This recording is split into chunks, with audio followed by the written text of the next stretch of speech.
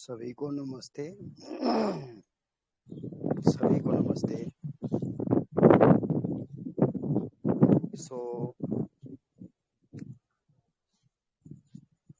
परम पिता परमात्मा को हृदय से नमन है, जिन्होंने समस्त सृष्टि बनाई, जिन्होंने हमें मानव जीवन दिए, हमें अपना प्रारब्ध बनाने के लिए मानव शरीर दिए। उस परम पिता परमात्मा को हृदय की गहराई से बहुत बहुत नमन है।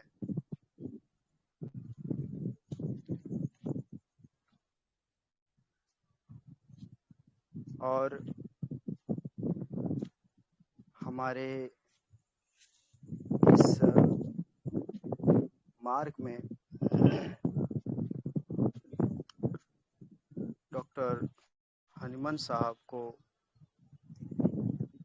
बहुत बहुत नमन है, डीप ग्रेटिट्यूड है कि उन्होंने होम्योपैथी साइंस दिए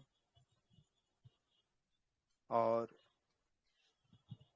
जितने भी मेंटोर हैं, गुरुजन हैं, जिनसे हमने सीखा है, जैसे doctor Mahesh Chandra sir, doctor Mohanty sir, Milendra Rao sir,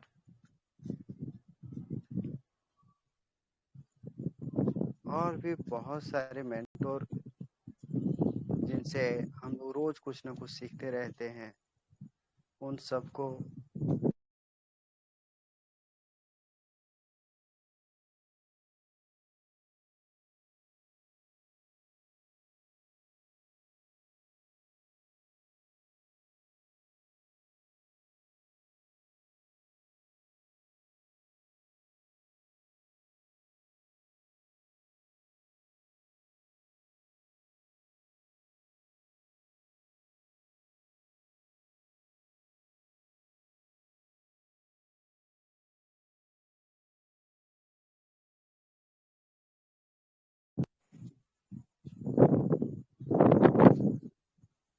और ये होम्योपैथी लगातार बढ़ता रहे और सबका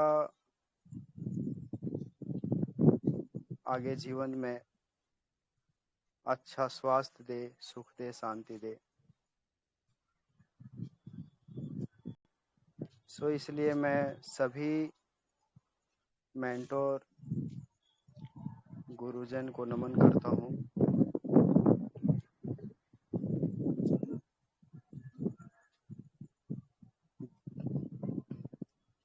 जैसे हमारे मेंटोर्स ने अपने ज्ञान को अपने पास ना रखते हुए उन्होंने सबको अपना ज्ञान बांटा है, वैसे ही जो भी हमारे पास एक्सपीरियंस है जो भी है हमने सीखा है उसी को मैं आगे प्रवाहित कर रहा हूँ। मेरा इसमें कुछ भी नहीं है, जो ये मिला है वो यहीं से मिला है और इसी को आगे प्रवाहित करते हैं। आगे सभी होम्योपैथ को ये एक अच्छा लर्निंग मिलेगा, जिससे वो अपने बहुत सारे रोगियों में अप्लाई करके और उनको अच्छा हेल्थ दे सकते हैं, उनके तकलीफ को दूर कर सकते हैं।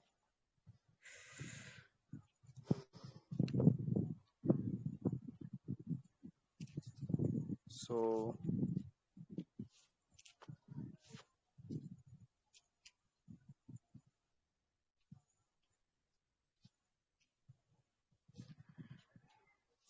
तो एक छोटा सा केस ये था। एक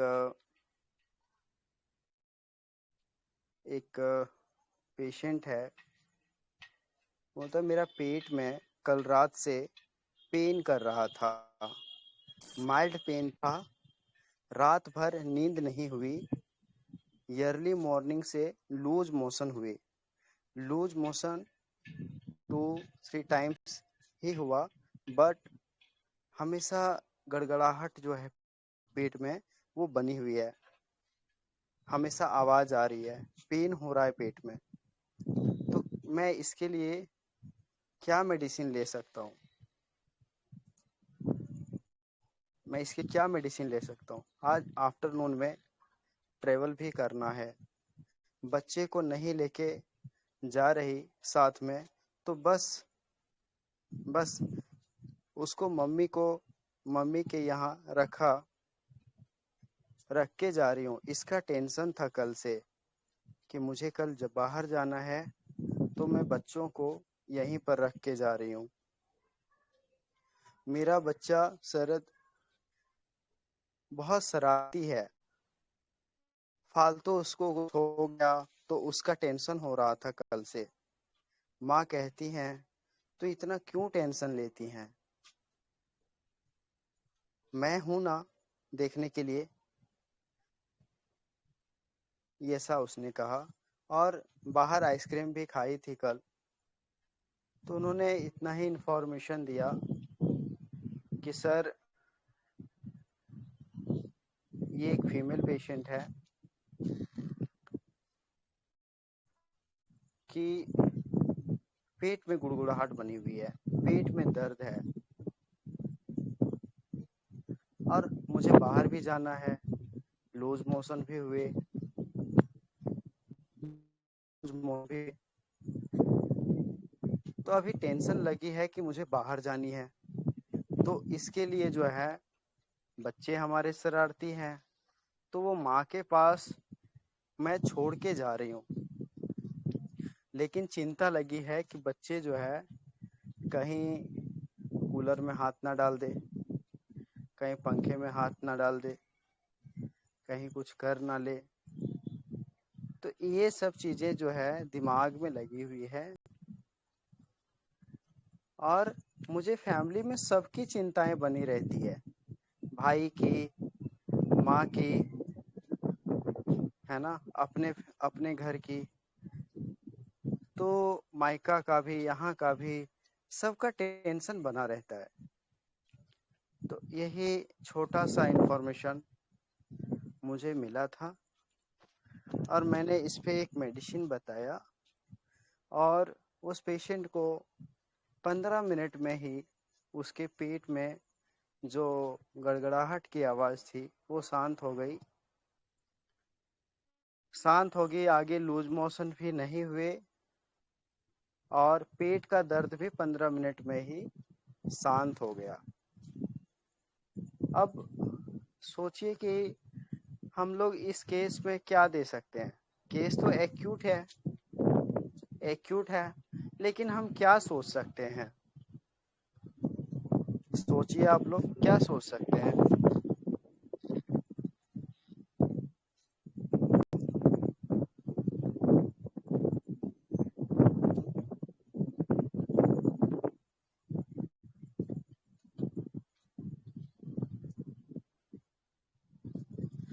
इतना ही इंफॉर्मेशन मिला है। क्या सोच सकते हैं बताइए।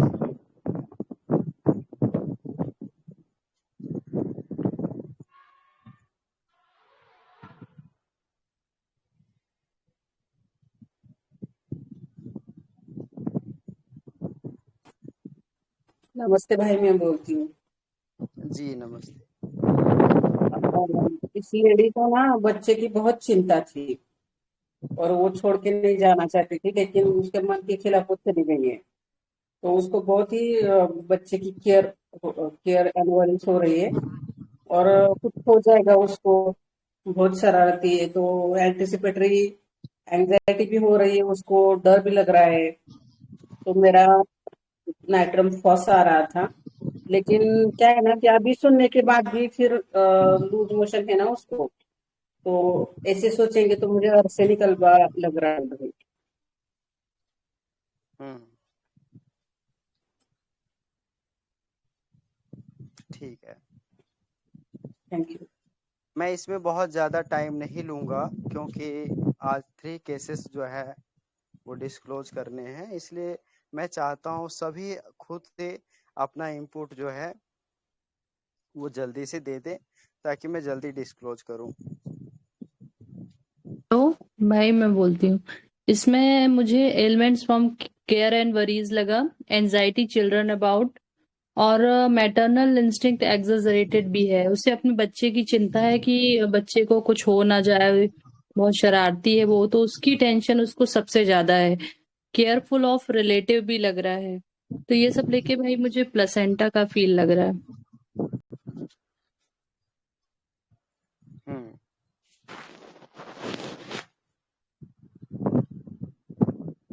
भाई मैं बोलती हूँ। भाई ये लेडी में मुझको उसको अपने बच्चे की सबसे ज्यादा चिंता है। और उसको हो सकता है, उसको जैसे उसने बोला कि बच्चा उसका शरारती है, तो फियर समथिंग विल हैपन। ये मैंने लिया कि उसके दिमाग में वही डर बैठा हुआ है कि कुछ मेरे बच्चे को हो ना जाए। और elements from care and worries भी है, जैसे आपने बोला कि वो सब रिलेटिव्स का भी मतलब ये है उसको। उसको मम्मी की भी उसकी चिंता होगी कि अगर बच्चा कुछ कर दे तो मम्मी को भी कुछ परेशानी ना हो।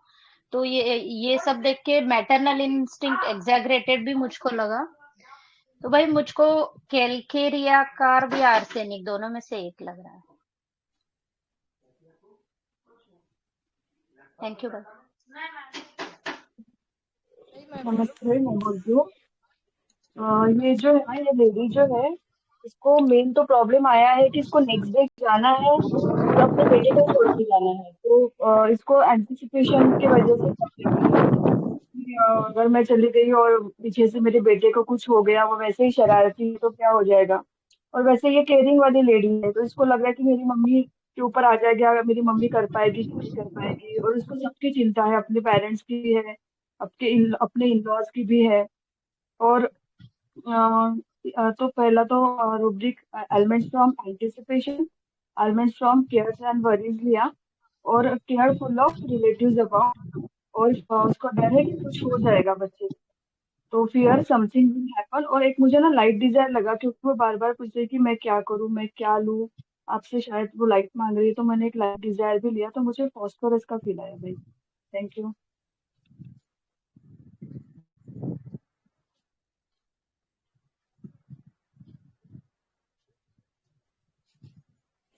भाई मैं बोलूं? हम्म। जी भाई। भाई मुझे ना ये पेशेंट वनीला लगी। मैंने इसमें लिया elements from love one, over care and worries over the love one, anxiety anticipation, anxiety children about, anxiety family about is, और some fear something happen will happen. इस तरह से तो भाई मुझे वनीला और आर्सेनिक लग रहे भाई। केयर बहुत ज्यादा ही कर रही है और टेंशन उसको ये है कि कुछ हो ना जाए। तो वो वेनिला और आर्सेनिक दो में से किसी का एक लग रहा है। जी भाई। हेलो। हाँ नमस्ते भाई। भाई मेरी भी आर्सेनिक ही आ रही है, इसमें मैटरनल इंस्टिंक्ट एग्जैजरेटेड है और लव फॉर चिल्ड्रन है। और इसमें एक ही है ना कि मुझे दोपहर तक निकलना है, तो इसमें carried desire to be carried fast. लेकर के आर्सेनिक की आ रही है भाई मेरी।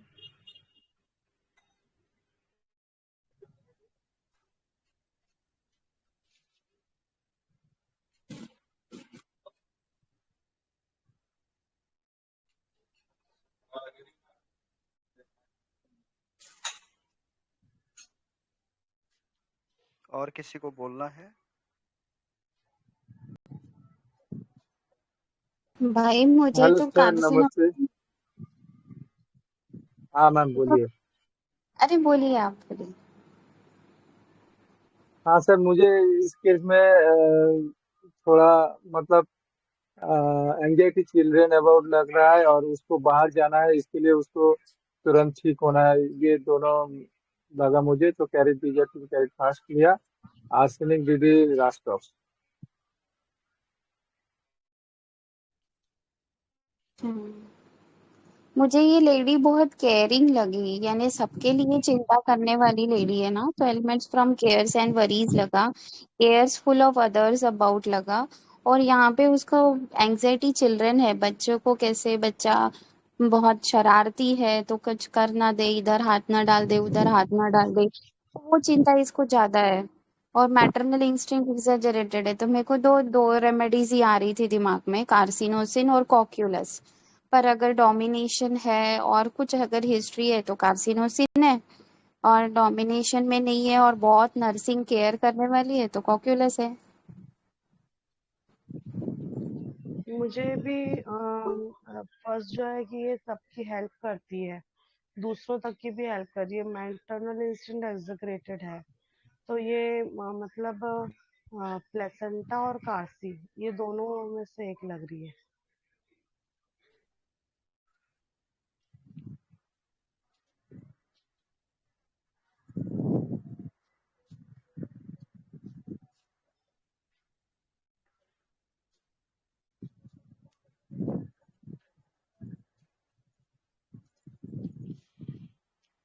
हम्म।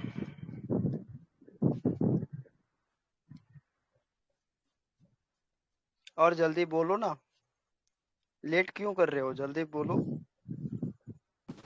हाँ, नमस्ते सर। नमस्ते सर। सर, इसमें रस्टॉक्स की ही फील आ रही है। एंजाइटी चिल्ड्रन अबाउट है उसमें, और एंजाइटी फैमिली अबाउट भी है, और care full of relatives about, और carry desire to be carried fast, और उसको फियर ऑफ क्या बोलते हैं, डिजास्टर टाइप का है कि कुछ हो जाएगा बच्चे को अगर मैं छोड़ के जाऊंगा अकेले, तो वो कैसे हैंडल करेगा। तो रस्टॉक्स की थोड़ी सी फील लग रही है सर। हम्म।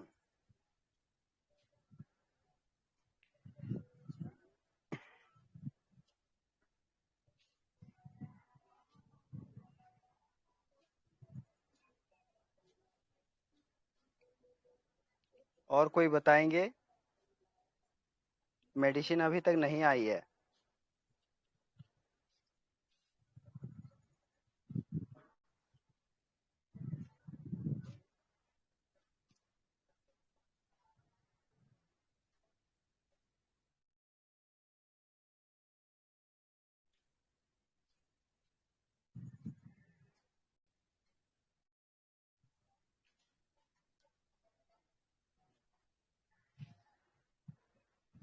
हेलो,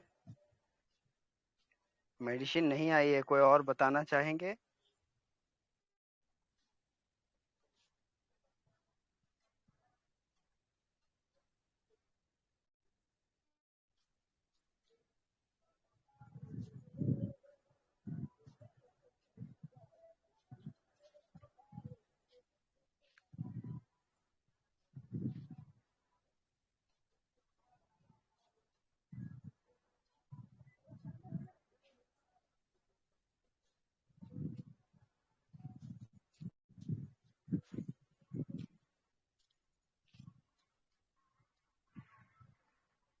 चलो, मैं एक बात बता देता हूँ आप लोगों को।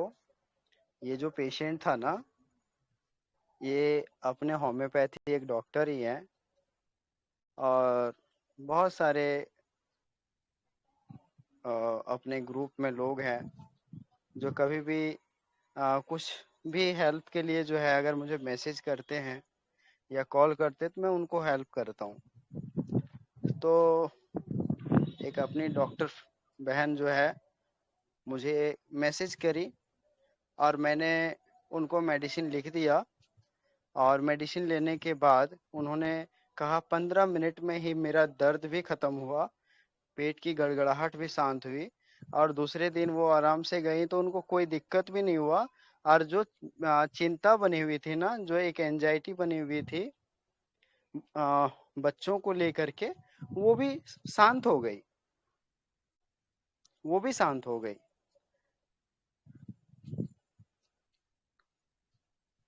अभी ग्रुप में तो अभी वो दिख नहीं रही हैं।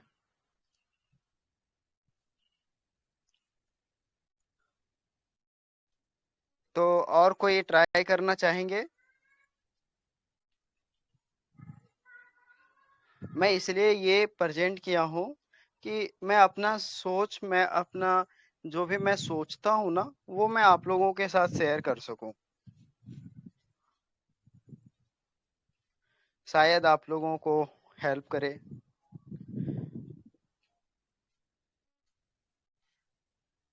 और कोई बताना चाहते हैं?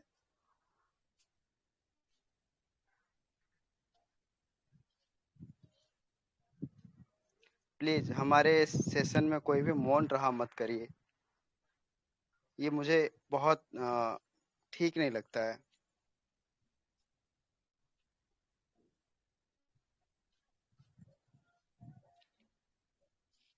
हेलो, डिस्क्लोज करिए मेडिसिन।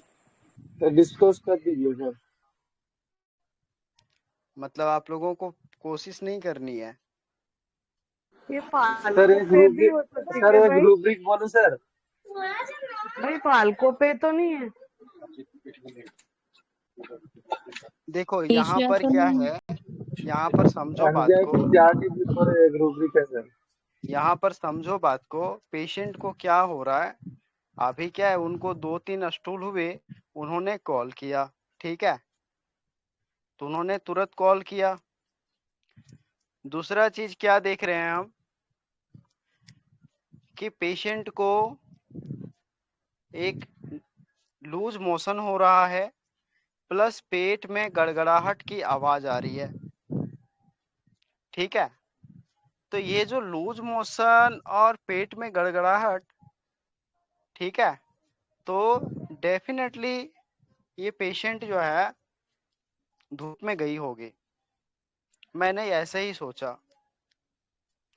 कि अभी जो धूप का समय है, अभी जो समर का समय है, ये धूप में गई होगी, ठीक है, इसीलिए हमें लगता है ये प्रॉब्लम क्रिएट हुआ इसका। तो लास्ट में जो उन्होंने बोला है ना, क्या बोला कि कल जाके आइसक्रीम भी खा के आई थी। तो आइसक्रीम भी मतलब ये कल मार्केट गई थी और मार्केट में ये धूप खा के आई हैं और उसके बाद से इनका लूज मोशन चालू हुआ है, पेट में गैस बनना चालू हुआ है, पेट में गड़गड़ाहट चालू हुई है। ये उस धूप के बाद हुआ है, ठीक है। तो हम ऐसे सोचें और यहाँ पर सोचें rectum diarrhoea summer, rectum diarrhoea weather warm aggravation और एब्डोमेन रंबलिंग, ठीक है। यहाँ पर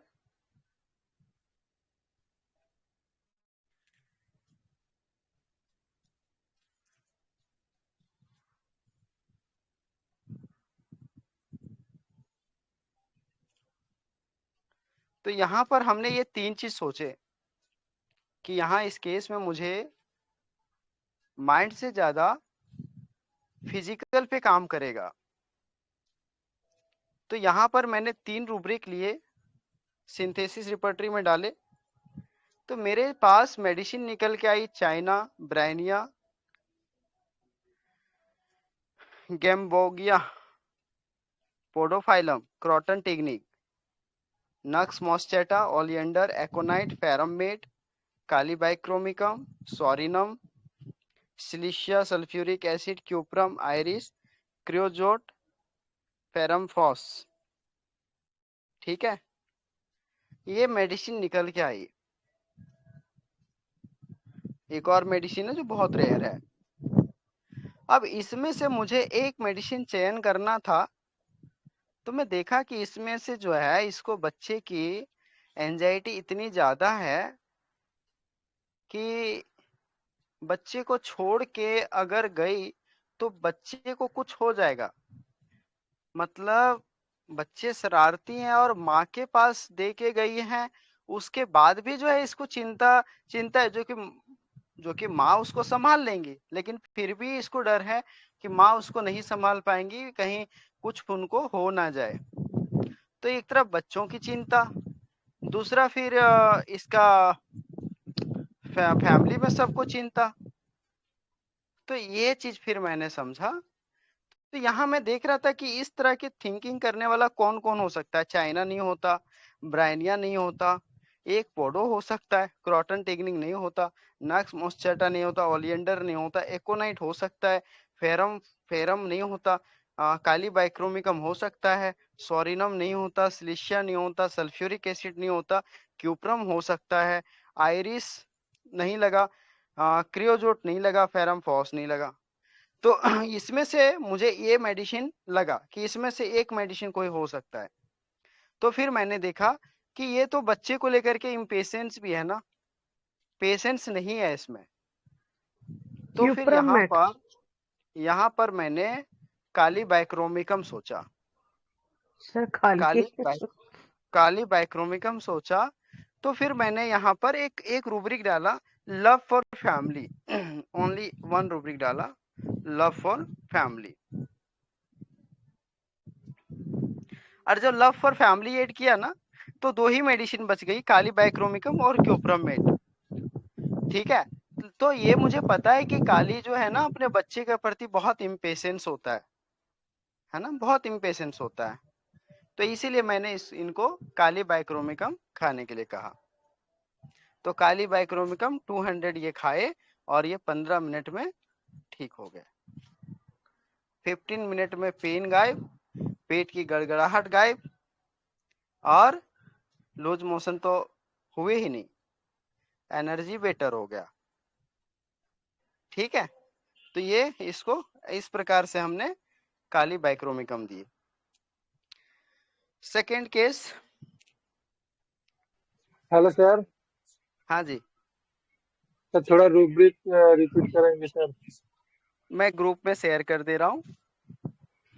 ओके सर।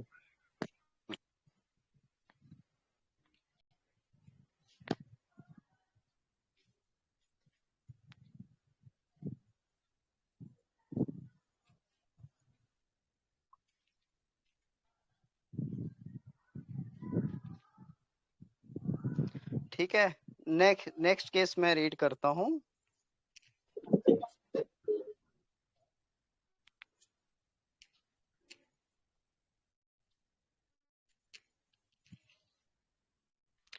तो उसके बाद एक केस डाला था जो फर्स्ट केस था। तो अभी कुछ दिनों से एक फीमेल पेशेंट है जिनका एज लगभग 42 ईयर्स के करीब होगा इनका एज। तो इनका मुझे कॉल आया। तो इनका क्या था, अभी कुछ दिनों से ओवरलोड ज्यादा लग रहा है, बच्चों के एग्जाम्स, घर के रिपेयरिंग का काम चल रहा है, काम नहीं कर पाई तो गुस्सा आता है बच्चों पर कि तुम लोग थोड़ा मेरा हेल्प नहीं कर सकते हो क्या। बट फिर थोड़ी देर में रिग्रेट होता है कि क्यों कहा, फिर लग जाती हूँ। ऐसा लग रहा है कि मेरे ऊपर बहुत बर्डन आ गया है, कोई हेल्प करता है तो अच्छा लगता है। मुझे बहुत सारे काम एक साथ करने हैं और सही से होने चाहिए, बट एक भी काम सही टाइम पर नहीं हो पाता, तो इस इजीली टायर्ड हो जाती हूँ। तो हर चीज अपनी जगह पर होनी चाहिए। जब पेन नहीं होता तब मैं कर लेती हूँ, बट जब पेन होता है तो I want complete rest. Deep sleep के बाद फ्रेश लगता है, एनर्जी आती है। तो इस केस में कैसे सोचा कि पेशेंट को जो है ओवरलोड, ओवर वर्क चारों तरफ से इसको करना पड़ रहा है, इसलिए ये काम इसको बर्डन लग रहा है। मतलब यहाँ पर क्या है, हेल्पलेसनेस फीलिंग, ओवर वर्क, काम ज्यादा हो रहा है, काम ज्यादा करना पड़ रहा है। तो ये ओवरलोड, ओवर बर्डन के चलते इसको परेशानी हो रही है। क्यों यहाँ पर हेल्पलेस स्टेट लिया? क्योंकि वो चीजों को मैनेज नहीं कर पा रही है जो वो मैनेज कर सकती है। तो ये हेल्पलेस है। Helplessness feeling, over work from and businessman, worn out businessman. Okay. और इसको जो है इस बात पे गुस्सा आ रहा है कि तुम लोग थोड़ा मेरा हेल्प नहीं कर सकते हो क्या? मतलब तुम लोग मेरा सपोर्ट क्यों नहीं करते? तुम लोग भी मेरा सपोर्ट करो ना। बट फिर थोड़ी देर में रिग्रेट होता है। तो इसको क्या चाहिए? सपोर्ट चाहिए, है ना, क्योंकि ये अकेले इससे नहीं हो पा रहा है। So confidence, want of self confidence, support, desire, फिर लग जाती हूँ। तो ये मेरे पर बहुत बर्डन आ गया है, मेरे पे बहुत बर्डन आ गया। So elements from care and worries. कोई हेल्प करता है तो अच्छा लगता है, कोई सपोर्ट करता है तो अच्छा लगता है। मुझे बहुत सारे काम एक साथ करने हैं और सही सही से होने चाहिए सभी। मतलब ये बहुत फास्टिडियस है और ये हर चीज को जो है, ये सभी चीजों को लेती है और एक साथ करने का प्रयास करती है। जैसे undertake many thing but perseverance in nothing, ऐसे हो जाता है इसकी कंडीशन। सो यहाँ पर बहुत सारे काम एक साथ लेती है और सबको अच्छे से भी करना है, मतलब फास्टिडियस भी होती है।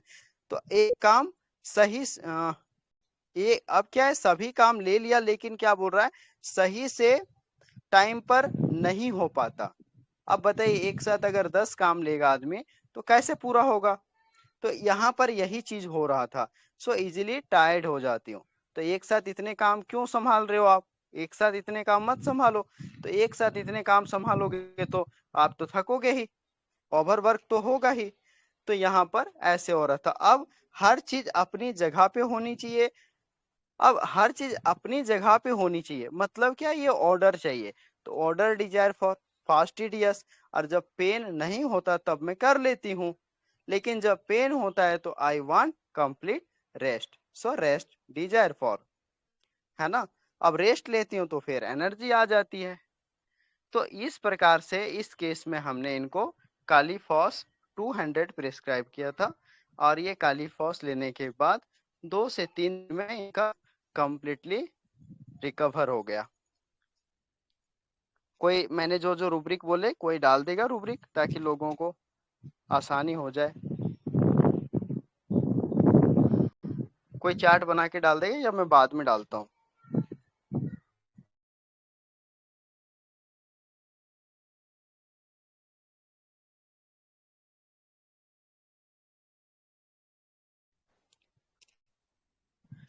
अब आते हैं थर्ड केस पे।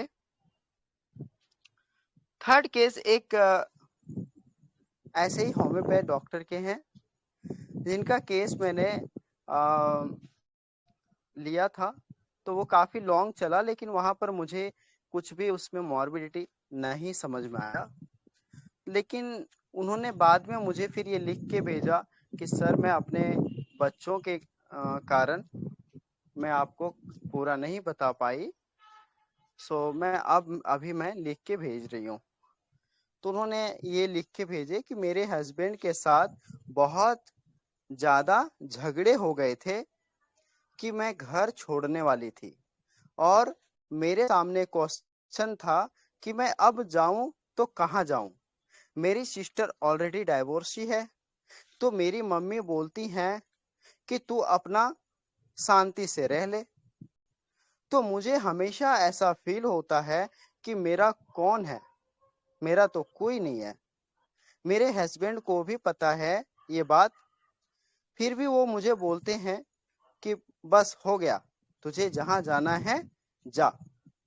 तो मैं भी आंसर करती हूँ कि हाँ, मुझे भी नहीं रहना है तुम्हारे साथ। तो वो टेंशन रहती है। अगर सारे झगड़े ऐसे ही होते रहे तो बच्चों पे क्या असर होगा। मुझे मेरा करियर भी करना है, मुझे कार लेनी थी, बट किसी का भी सपोर्ट नहीं है, तो बहुत डिप्रेस हो जाती हूँ। मेरे पापा ही थे जो मुझे हर वक्त सपोर्ट करते थे। वो जब से गए हैं, हस्बैंड का बिहेवियर बदल गया है, ज्यादा ही डोमिनेट करने लगे हैं, ज्यादा ही डोमिनेट करने लगे हैं। तो ये उसका कोर वर्ड था जिसपे पूरी रेमेडी का इसेंस छुपा हुआ है। पूरी रेमेडी का इसेंस छुपा हुआ है। तो मैं इस केस को, इस कोर पॉइंट को एक्सप्लेन करता हूं ताकि आप लोग बहुत ही अच्छे से इसको समझ पाओ।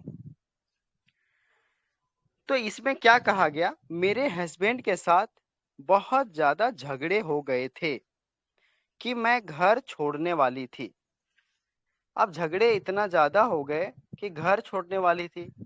अब झगड़े क्यों हुए होंगे, हमें ये सोचना होगा, झगड़े क्यों हुएंगे, क्या रीजन रहा होगा। लेकिन झगड़े तो हुए हैं, लेकिन हमें ये सोचना है, रीड इन बिटवीन लाइन, कि झगड़े हुए क्यों होंगे। सेकेंड चीज, वो मेरे सामने क्वेश्चन था कि मैं घर छोड़ने वाली थी, इसका अब झगड़े हुए, इस पेशेंट का रिएक्शन कैसा है कि ये घर छोड़ने वाली थी, मतलब अब मैं पति के साथ नहीं रहूंगी, इसका ये रिएक्शन था। और मेरे सामने क्वेश्चन था कि मैं अब कहाँ जाऊं, मतलब ये खुद में सक्षम नहीं है, ये पेशेंट खुद में सक्षम नहीं है, खुद में कैपेबल नहीं है, खुद में कैपेबल नहीं है।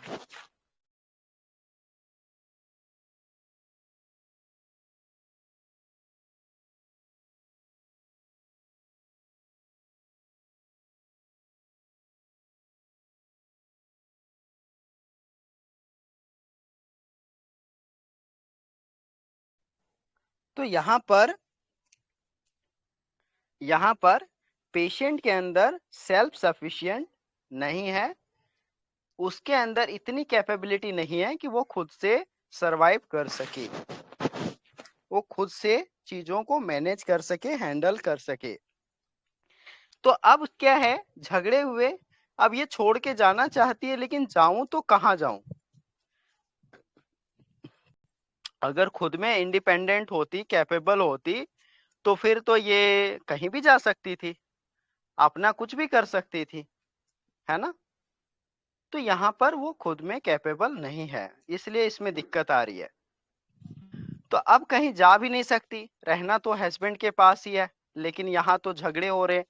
अब झगड़े में हस्बैंड हो सकता है कि इनको कुछ ऐसे तीखे वर्ड बोलते होंगे जो इनको बहुत ही अपमानित करता होगा, और जो इनको उनसे सेपरेट होने के लिए मजबूर करता होगा।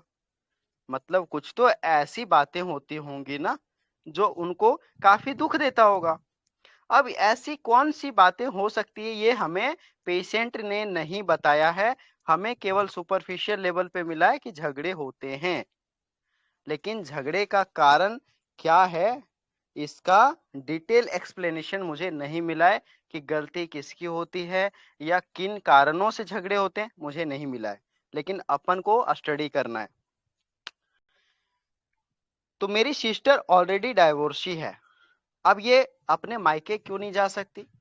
अब ससुराल से ये तो निकलने सोच रही है कि मैं ससुराल से तो निकल जाऊं, लेकिन ससुराल से निकल के जाएगी मायके, लेकिन मायके भी नहीं जा सकती। क्यों? क्योंकि सिस्टर ऑलरेडी डाइवोर्सी है और ऑलरेडी वो मायके में रह रही है। तो अब जो है, ये भी जो है, अगर मायके चली जाएंगी तो फिर तो माँ के और माँ पे जो है और बर्डन हो जाएगा। एक बेटी पहले से है और दूसरी बेटी भी आ गई, तो लोग क्या कहेंगे। तो मैं इस कारण से भी जो है, पेरेंट मुझे सपोर्ट नहीं करेंगे क्योंकि एक पहले से है। तो अभी क्या हुआ जाऊं तो कहाँ जाऊं, मेरी सिस्टर ऑलरेडी डाइवोर्सी है। तो मेरी मम्मी बोलती है कि तू अपना शांति से रह लो। तो मुझे हमेशा ऐसा फील होता है कि मेरा कौन है, मेरा तो कोई नहीं है। ठीक है, तो मतलब मुझे तो उनका भी सपोर्ट नहीं है, उनका भी आसरा नहीं है कि मैं मायके जा करके और मैं अपना जीवन गुजार पाऊं। ठीक है, वहां भी मेरा कोई नहीं है।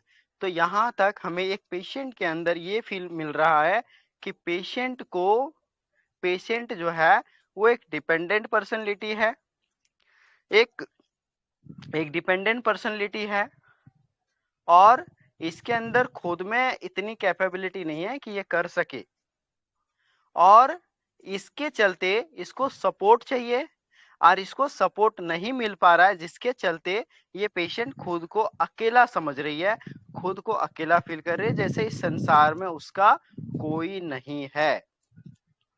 आगे, तो मुझे हमेशा ऐसा फील होता है कि मेरा कोई नहीं है।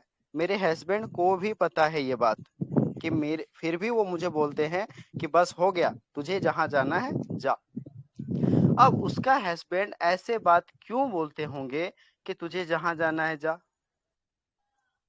ऐसी क्या बातें हो जाती है जो पेशेंट को ऐसा बोलना पड़ रहा है, हमें ये भी समझना होगा। तो मैं भी आंसर करती हूँ कि मुझे भी नहीं रहना है तुम्हारे साथ, है ना। अब एक पेशेंट जो है कि मुंह जो है मतलब शांत रखता है ना, यहाँ पर प्रॉब्लम ये है कि ये पेशेंट जो है शांत नहीं रहने वाली है। मतलब अगर हस्बैंड बोला तो ये उनको पलट के जवाब देने वाली है। झगड़े क्यों हो रहे हैं?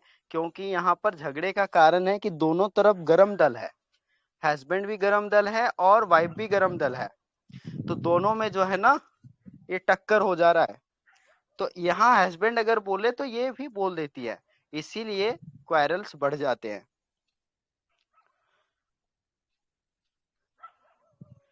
तो यहाँ पर जहां जाना है जा, तो मैं भी आंसर करती हूँ कि मुझे भी नहीं रहना है तुम्हारे साथ। ठीक है, तो वो टेंशन रहती है कि अगर हमारे झगड़े ऐसे ही होते रहे तो बच्चों पे क्या असर होगा। तो ये पर्सन जो है बहुत बच्चों के लिए केयर बहुत करती हैं, बच्चों को केयर करना या अपने बच्चों को पढ़ाना या उनकी जो रिस्पॉन्सिबिलिटी है वो प्रॉपर लेती हैं। तो ये प्रॉपर करती हैं। तो मुझे मेरा करियर भी करना है। अब एक तरफ इसका एम्बिशन आ गया कि मुझे अपना करियर भी देखना है, और मुझे कार लेनी थी, है ना, मुझे कार लेनी थी। मतलब इस पेशेंट को कार लेना था, अपना करियर में भी आगे बढ़ना था, बहुत अच्छा करना था, बट किसी का सपोर्ट नहीं है। अब देखो फिर से सपोर्ट वाली बात आ गई कि मुझे सपोर्ट करो। तो वो जब गए हैं, अब वो उन्होंने फिर आगे लिखा है कि कोई सपोर्ट नहीं है, तो बहुत डिप्रेस हो जाती हूँ। मतलब सपोर्ट नहीं मिलने से डिप्रेस हो जाते हैं। मेरे पापा ही थे जो मुझे हर वक्त सपोर्ट करते थे, मतलब इसको सपोर्ट मिलता आया है। वो जब से गए हैं मेरे हस्बैंड का बिहेवियर बदल गया है। ठीक है, अब वो मुझे डोमिनेट करने लगे हैं, अब वो मुझे डोमिनेट करने लगे हैं। तो मतलब यहाँ पर क्या है, ये डोमिनेट होने वाले पर्सन है नहीं, क्योंकि दोनों जो है फाइट हो रहे हैं। तो इनको ऐसा लग रहा है कि वो जो है मेरी कार लेने की डिमांड थी, लेकिन वो मुझे लेके नहीं दिए, उल्टा मुझे 4 सुना रहे हैं। तो उनको ऐसा लग रहा है कि वो मुझे डोमिनेट कर रहे हैं। तो ये केस था, और इसमें मैंने जो रूब्रिक लिया मैंने एलिमेंट्स फ्रॉम हाँ, फर्स्ट रूब्रिक था वो था delusion alone being in the world, confidence, want of self confidence, support desire. उसके बाद ambition increase and anger husband toward, elements from domination and delusion, he is dominated by one's partner. Okay, so remedy निकल के आई इसकी uranium metallicum. इसकी medicine निकल के आई uranium metallicum. तो हमने इस पेशेंट को यूरेनियम मेटालिकम 200 लेने के लिए कहा, और यूरेनियम मेट लेने के बाद इनके गले का जो दर्द था वो ठीक हो गया, और साथ में जो एक तनाव था, जो एक एंजाइटी, जो स्ट्रेस बना था, वो ठीक हो गया। आज भी उनसे बात हुई थी, तो मैंने फिर काफ़ी डिटेल में उन चीज़ों को समझा जो मुझे इस केस में अपने रीड इन बिटवीन लाइन में मिले थे। मैं जब पूछा तो उन्होंने बताया कि नहीं, अब मेरा माइंड जो है काफ़ी पहले से कूल है, और अब मैं सोच रही हूँ कि मुझे जो करना है मैं खुद से करूँगी। अब मैं इतना गुस्सा नहीं हो रही हूँ, अब मैं इतना चिंता नहीं कर रही हूँ, मैं शांत रह रही हूँ। तो अब ये काफ़ी कूल हो गई।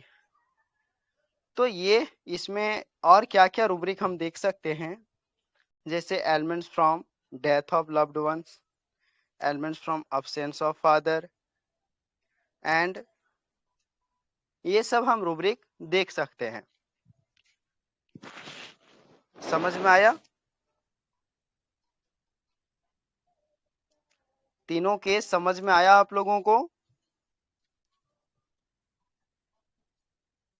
Yes sir.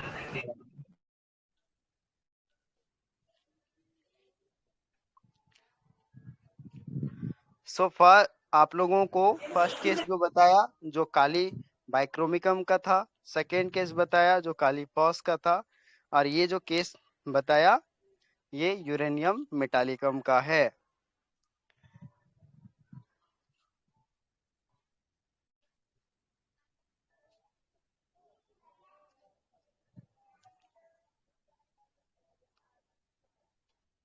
Any query? Sir एक डाउट था सर, पहले केस वाला जो है काली बाइक्रोम वाला सर, सर जैसे वो पेशेंट एक्यूट स्टेट में आया था, लेकिन वहाँ पर मेंटल्स भी स्ट्रांग लग रहे थे, वो जो बच्चे के बारे में बात कर रही थी और फैमिली के बारे में बात कर रही थी, तो वहाँ पर सर हम फिजिकल को इम्पोर्टेंस देने का भी सोच सकते हैं, ऐसे जैसे आपने फिजिकल्स पे भी इम्पोर्टेंस दिया और एक दो रूब्रिक्स माइंड के लिए, तब वो मेडिसिन आई, तो वो थोड़ा सा कभी कभी सर कंफ्यूज होता है कि पेशेंट सर का जी स्टेट को कैसे समझे। इसीलिए क्या होता है ना, अभी देखो, अभी यहाँ पर देखो, अगर हम केवल यहाँ माइंड से जाएं तो शायद काली बाइक्रोमिकम तक कोई नहीं पहुंच पाएंगे। अब देखो ना, मेरा माइंड जो है उस समय क्या काम किया कि यार इसमें जो है, मान लो अभी ऐसे कंडीशन में हम अगर माइंड का रूब्रिक उठा भी लेते हैं तो क्या दे सकते हैं, लेकेसिस आ सकता है या कलकेरिया कार्ब आ सकता है ना। लेकिन मेरे माइंड में ये चीज आया कि अभी ये जो डायरिया हो रहे हैं, लूज मोशन हो रहा है, गेस्ट्रिक प्रॉब्लम हो रहे हैं, है ना, तो ज्यादातर क्यों हो रहे हैं? कोई भी धूप से आया, धूप खा के आया, उसको इस तरह के डाइजेशन के इशू हो गए, या एकदम वीकनेस, एक्सट्रीम लेवल पे वीकनेस हो गया, ठीक है, या एकदम सुस्त हो गया है, एनर्जी नहीं है, ठीक है। तो ऐसे कंडीशन में यस हम सर। उसका मेंटल स्टेट ना देख करके मैं ऐसे पेशेंट में देखता, अगर अभी समझिए मेरी बेटी है, अब वो धूप में खेल के आई, धूप में वो खेल के आई और उनको इस तरह से प्रॉब्लम चालू हो गया, तो मैंने क्या देखा कि वो जो है पानी नहीं पी रही हैं, चुपचाप सोई हुई हैं। तो फिर मैंने उनको पल्सेटिला 10 mg का एक डोज दिया, वो ठीक हो गई। उसी प्रकार से एक और मैसेज आया था एक डॉक्टर का, उन्होंने कहा कि मेरा जो है गला पूरा दुख रहा है, इतना वीकनेस लग रहा है, और ये सब हो रहा है। तो उन्होंने क्या वर्ड लिखे थे ना, मैं आपको सुनाता हूँ।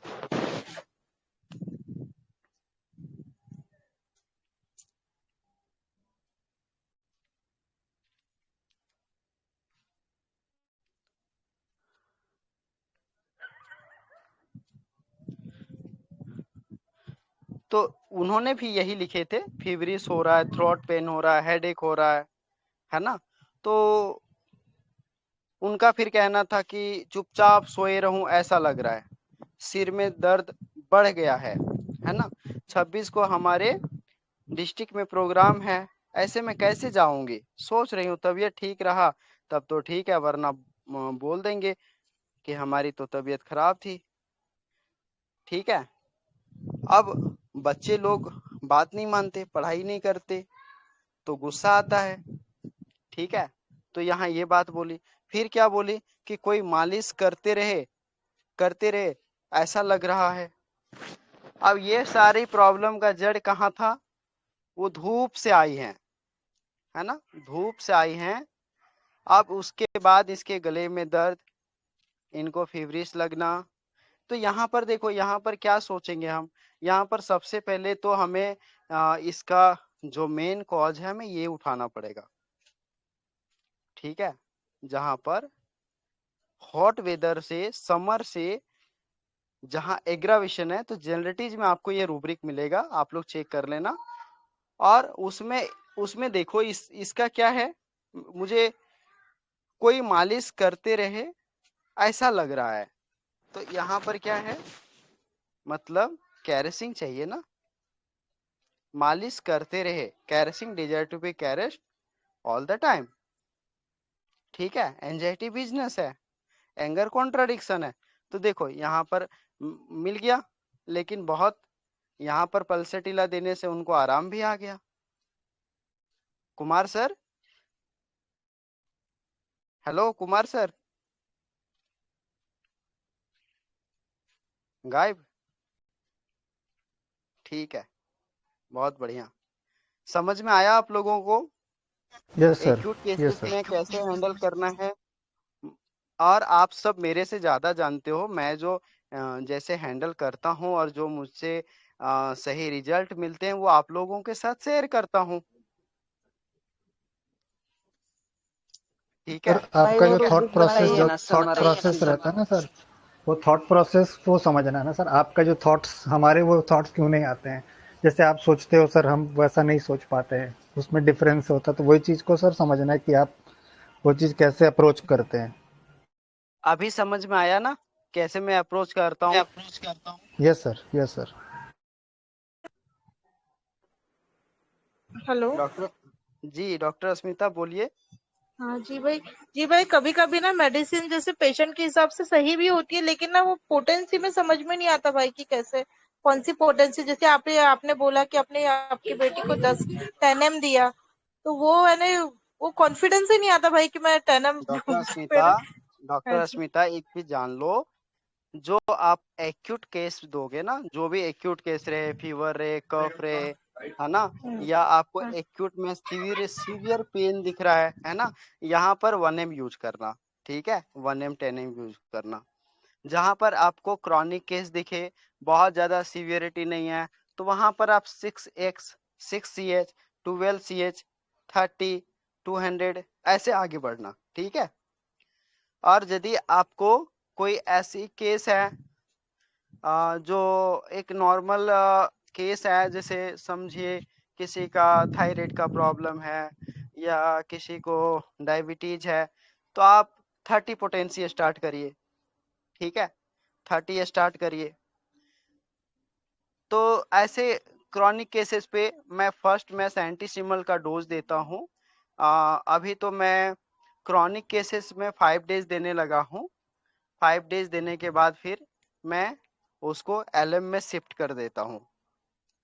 ठीक है, जैसे मैं एग्जांपल दे रहा हूँ, जैसे मैंने रूमाटॉइड अर्थराइटिस का केस देख रहा हूँ, तो उस केस में अब क्या करूंगा मैं, सबसे पहले RA के केस में हम हायर पोटेंसी देते हैं पहले, तो 1M या 10M का डोज उसको 3 दिन दिया।